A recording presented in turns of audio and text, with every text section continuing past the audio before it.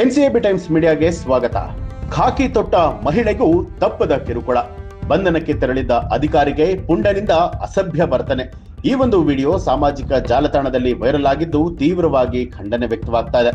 ಹೌದು, ನವದೆಹಲಿಯಲ್ಲಿ ಇಬ್ಬರು ಆರೋಪಿಗಳನ್ನ ಬಂಧಿಸೋದಕ್ಕೆ ತೆರಳಿದ್ದ ಮಹಿಳಾ ಪೊಲೀಸ್ ಅಧಿಕಾರಿಯೊಬ್ಬರಿಗೆ ಪುರುಷನೊಬ್ಬ ಕಿರುಕುಳ ಕೊಟ್ಟಿರುವಂತಹ ಘಟನೆ ವ್ಯಾಪಕ ಆಕ್ರೋಶಕ್ಕೆ ಕಾರಣವಾಗಿದೆ.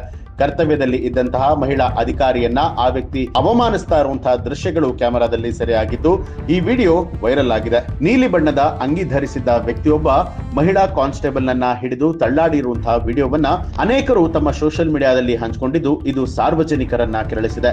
ಈ ಹೇಯ ಕೃತ್ಯವನ್ನ ಖಂಡಿಸಿ ನೆಟ್ಟಿಗರು ತೀವ್ರವಾಗಿ ಪ್ರತಿಕ್ರಿಯೆ ಕೊಡುತ್ತಿದ್ದಾರೆ.